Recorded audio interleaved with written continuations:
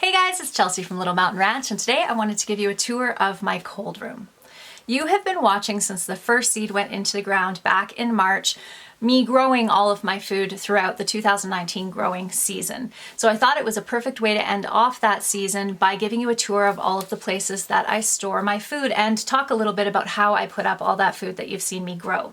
I have several different places that I store food on my property, so this is probably going to be a 4-part series, at least a 4-part series on food storage here on my channel, and those videos will be coming out over the next couple of weeks. I have the cold room that you see behind me here, and that's the tour I'm going to give you today. I also have another pantry right next to this one that is the same size as this one. I store my bulk dried goods in that pantry, things like rice and flour and beans and things like that. I also have a root cellar that is outside and it's dug into the side of a hill, and in there I store all of my root vegetables. And then on top of all of that, I have 3 large deep freezes, and that is where I store a lot of our meat, although I have gotten into canning meat, which I'll talk about in a minute, and a lot of the vegetables that I've harvested out of my garden throughout the summertime. I wasn't sure if you'd be interested in seeing a freezer tour video, so if you are, let me know down in the comment section below and I'll make sure I add that into the tour videos. I will round off the tour videos with a tour of my kitchen. I promised you one last winter and I never got around to filming it, so that will be one that will round out this series probably in about 4 weeks' time. If you are interested in any of those videos, please make sure you subscribe if you haven't subscribed already, and hit the bell notification down below so you can be notified when those videos come out. When we were first looking at our property 4 years ago, and I came downstairs and I found this cold room, this on top of the root cellar outside pretty much sold the property to me. We were really lucky because a lot of the infrastructure for food storage was already in place when we bought this property. There are a few things that I want to tweak over the years, but in general, everything works really well. This room that you can see behind me here is 6 by 12. It has 2 concrete walls, exterior walls, as well as 2 really well insulated walls, and it stays around 11 degrees Celsius in this space, which is a pretty optimum temperature for storing a lot of the foods you're about to see. This room is actually right next to our indoor wood furnace, but even having it that close to a heat source, I'm still able to regulate the temperature in here. And one of the ways I'm able to do that is through a vent to outside that I can open and close as needed. And so far I haven't had any issues with it getting too warm in this space. If you saw my 2018 pantry tour video, and I'll link that somewhere up here if you want to go and check that one out, I set a couple of goals for myself, and one of those goals was to learn how to pressure can. In all the years that I've canned, I've only ever done water bath canning, and pressure canning was really new to me, but something that I really wanted to do. And one of the main reasons that I wanted to get into pressure canning was so that I could can meat. Our freezers are full of meat, but it causes me to feel a little bit vulnerable. If we ended up with an extended power outage, we would be in trouble. We do have a backup generator, so we would be able to handle a short power outage, but the risk of losing all the food in my deep freezes was a risk I just didn't want to continue taking, so I did learn how to pressure can.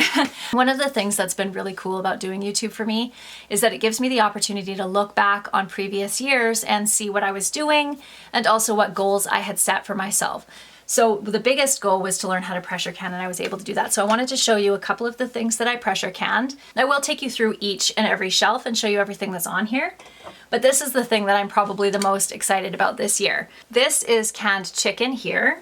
I did canned turkey, canned salmon, and then I also added to the meat canning, and I got into canning beans. So I did a bunch of kidney beans, black beans, and then one of the other things I was really excited about was canning pumpkin. Last year I grew a whole bunch of sugar pumpkins, and a lot of people say that sugar pumpkins actually store really well, but that wasn't my experience. I ended up losing a lot of my sugar pumpkins. So one of the other things I wanted to learn how to can was pumpkin, and I did, and I'm really, really happy with the way they turned out.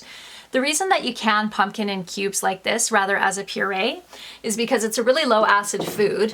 The temperature that it needs to reach to cannot consistently be reached in the center of all of that puree. So you cube it like this, and then all you have to do is run it through the food processor when you want to use it.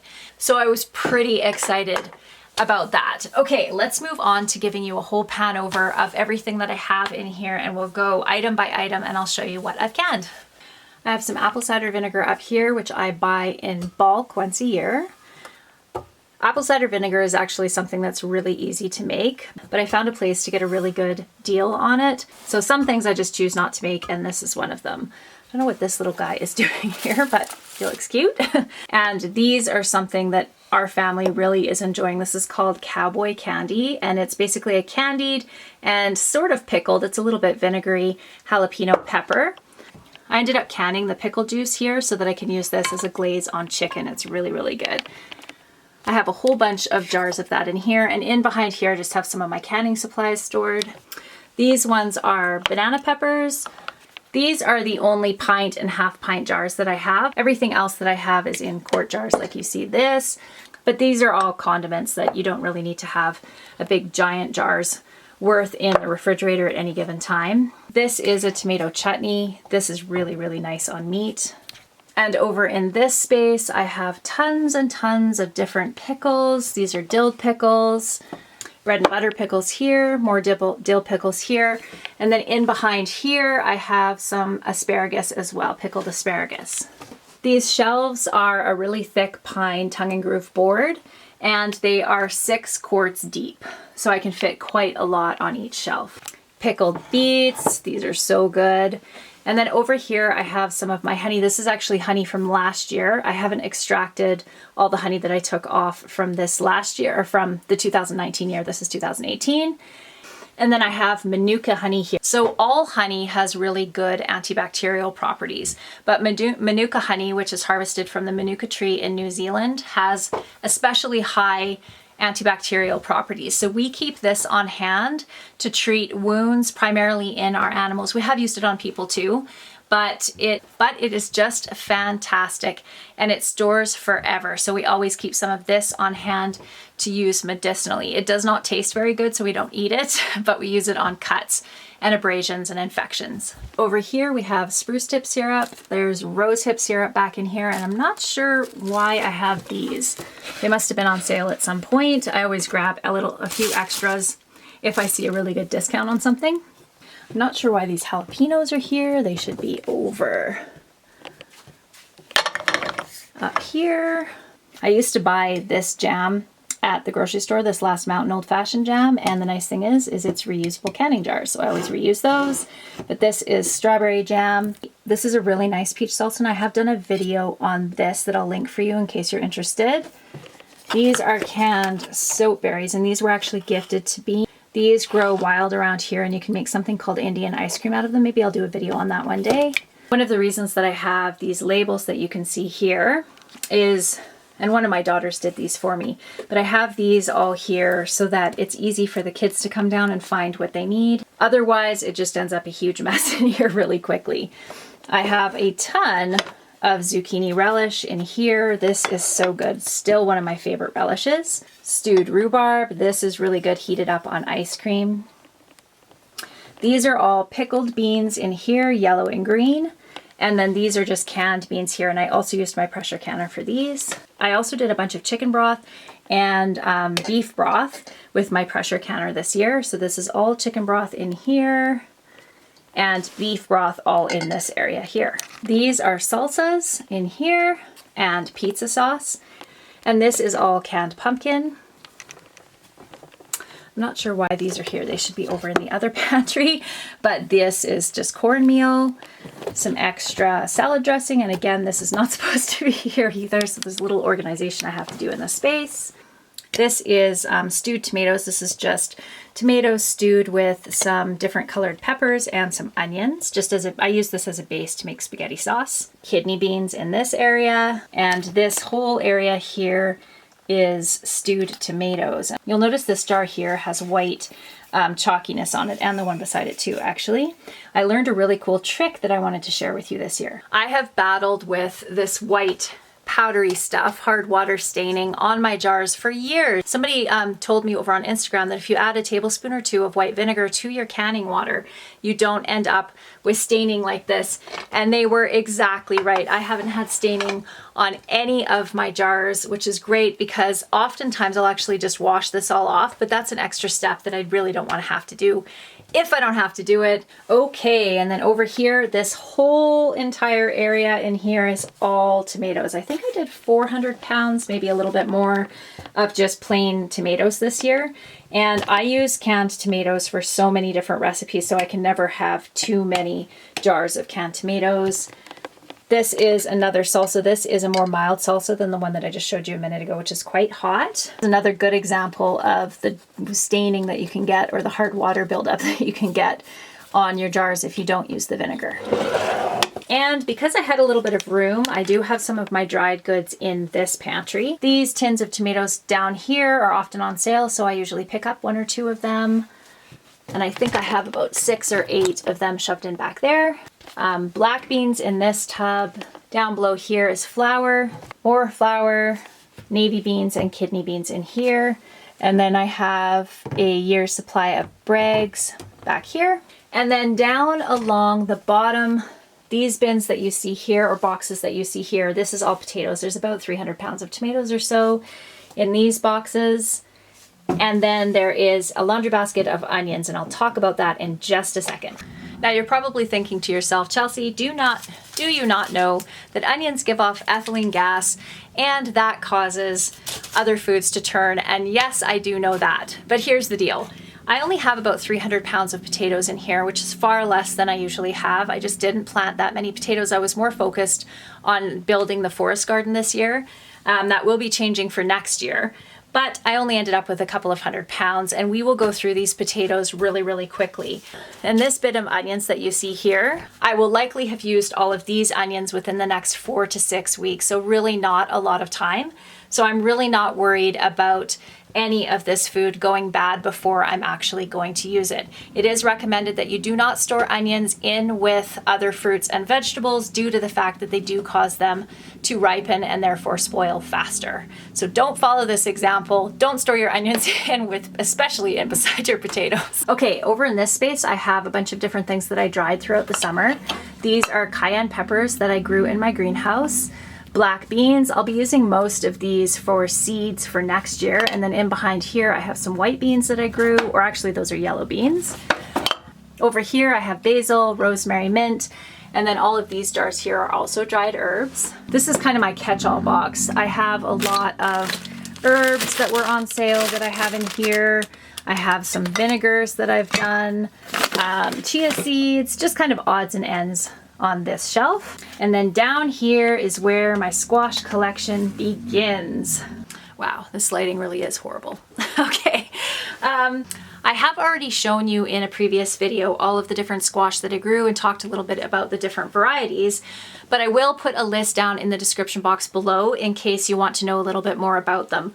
All of the squash that I'm about to show you are super good winter storage squash, and that's kind of my primary interest in growing squash, is I want squash that are going to store well in the winter and have a long storage life. This beautiful little squash here, this is a new one that I tried this year. This is called a curry squash, a red curry squash. And I have honestly been not super crazy impressed with this particular squash. As far as storageability, I can tell it's going to store well. It has a super thick, hard skin on it, and the flesh on the inside is really dense, which usually is a good indicator that it's going to store well. But when I cut it open and I ate one of these, it was super, super dry. So I am going to be relegating these to soup squashes. I'll give them a fair shake over the winter, but this is one that I may not grow again next year. Spaghetti squash are one that I will always grow. This is a squash that is delicious. The flesh of it is very similar to spaghetti. One of the ways that we cook it is by cutting it in half and roasting it, filling it with a meat sauce, and then covering it with mozzarella cheese and baking it again. It's really, really good. It's a good way to get squash into your kids. This has one of the longest storage times of any squash that I've ever grown. I actually had a squash in here that was just about a year old, and the seeds inside were starting to sprout, but you could still eat it if you needed to. This is called a buttercup squash. This one in behind is actually a Queensland blue pumpkin. This is a really, really nice pumpkin actually. But these are a super good storage squash. They taste really good and they store well. They're kind of a similar flavor, very similar to a butternut squash down here. These ones are a little bit sweeter, and actually some of the people even prefer these squash to pumpkins for making pumpkin pie because they're so sweet. So these buttercup squash are not quite as sweet, but they're still really, really good. And because they're such a good storage squash, I will be growing these year after year. Some more curry squash. They sure are a pretty squash though, aren't they? Down here, more buttercup squash. I have a couple of different varieties of sugar pumpkins in here, and I'll list those down below in the description box. These will all be going into jars with within the next couple of weeks. I don't want to risk losing them like I did last year. These big, beautiful pumpkins are Cinderella pumpkins. I haven't tried one of these yet, but I've heard really good things about them as far as how sweet they are. And of course, the favorite squash, butternut squash. They are so good and they really can't be beat. Do you remember back to my squash harvest video? I really wasn't sure whether the butternut squash that I planted were going to mature. They were still really small when I knew frost was coming, but they did manage to size up nicely. This one is called an early butternut, and I will definitely be planting this one again next year. We have a really short growing season, and I want butternut squash. So these are ones I'll be planting year after year. And a whole bunch more squash along this side, all different squash. I have quite a few squash that are still ripening up in my dining room window. If you know that a frost is coming, squash cannot handle frost at all. So harvest those squash off and put them in a window, and it only takes about 4 weeks in a sunny window. I usually have to ripen at least 50 squash in a window every single year, just because we have such a short season, and they ripen perfectly. Okay, and then up along here, I'm sorry, one of my sons is riding a dirt bike outside the window. If you can hear the dirt bike in the background, I apologize for that. These are my Costco bags, and I use these when I'm doing bulk shopping at Costco. Costco's about 3.5 hours from us. So that's what those bags are for. I have canning rings here, another bag of onions here. I have some more rings, and I have these all organized to size. Some lids, more lids, and more lids up over here. One of the things that was noted in my 2018 video was that I had my rings on some of my jars. Do I have an example of that? I don't even think I have an example of that right now, but the reason that those had been on there is just I hadn't had time to take them off. It's not advisable to store your jars with rings on. And the reason that is because it can give you a false seal. So when the ring is on there and it's nice and tight, it gives you the impression that the jar is sealed when it wasn't actually sealed, and bacteria was allowed to form inside of your jar, which is of course dangerous. The other thing too is that when you can, I wonder if I have an example of this. I do. Sometimes you'll get some leakage during the canning process. This jar wasn't washed really well, and it will leak out around the rim. And it's a really good idea, of course, to keep your jars really clean. And if you have the ring on it, you can't see all that food that's in underneath, and it's just dirty and it can grow mold and stuff in there. So you really want to keep your canned goods as clean as possible. I'm going to bring this one up so that I can wash it up. One of the other things that you don't want to do, and I've seen lots of people do this, and I understand why, it's because not everybody has a ton of space to be able to store canned goods, but is storing your jars on top of each other like this. That is also not a great idea, and that is, again, has to do with sealing. When you put pressure on top of the jars like this and leave them sitting there, it can actually break the seal on your jar. And because canning is so much darn work, I know nobody wants to lose any. One of the ways you can get around that, if you really don't have the space, is to put a piece of cardboard or even a thin piece of plywood in between your canning jars and stack them that way. If you can find another way to store them so you don't have to stack them, that is better. So I have always been someone that has canned using wide mouth mason jars. That's the jars that have this nice wide mouth. And the reason is because it is a lot easier to get your product out of the jar when the top is wide like this, compared to, this is a regular size lid, and you can see it's a lot smaller, and it's a bit of a pain in the butt to get the product out. I actually prefer using the smaller lids, and the reason that I do is because I find that the seal is just better. It makes sense because it's a smaller surface. I know a lot of people are going to have varied opinions about that, but that's just been my experience. Since I do have a ton of wide mouth jars, I will continue using them, but as I buy new jars, I will be buying the regular sized jars. Let me see. One of the other questions that I received is about pests. Do I end up with bugs or with mice, rodent issues in my food storage? And the simple answer is no, I don't usually have a huge problem. Definitely not with bugs. We do usually end up with about 2 weeks in the spring where we have a bit of an ant problem, but it's never been to a point that I haven't been able to deal with it. This year, we're actually having an epidemic of mice in the entire region that I live in. People lost their entire root crops to mice, and a couple of the stores have said they've completely sold out of mouse traps. So I do have a couple of mouse traps. I'm just hoping it doesn't snap because it's set. Mouse traps that I have set up in There we go, in my pantry, and that's just as a precaution in case I end up with mice in this space. One of the other things that I do is I spray the shelves down a couple of times throughout the season with peppermint spray. Mice really don't like peppermint, and I don't know if that's maybe why I don't have a problem with it, but I always do that. And then sometimes I also will soak cotton balls with peppermint oil and then shove them in anywhere there might be a crack to help keep the mice out of this space. So far, so good. In the last 4 years, I haven't had to deal with a big issue with mice. We also do have cats. We have barn cats, and we also have cats in the house, and that really does help to mitigate that problem. If you guys want to leave any of your questions down in the comment section below, questions or tips, I will put those into the upcoming series of videos that I'm going to do on food storage. And that way you don't have to wait for the 2020 tour to get your questions answered. The next video will be the root cellar tour video. That one will be coming out probably in about a week's time, so keep your eye out for that. I hope you have a wonderful day. I've missed you. I know it's been a while since I've put out a video here on YouTube. If you do want to follow along a little bit more consistently, you can jump over to Instagram. The link is down in the description box below, or you can look it up under Little Mountain Ranch on Instagram. I post over there quite frequently. Thank you guys so much for watching, and I look forward to seeing you again soon. Bye!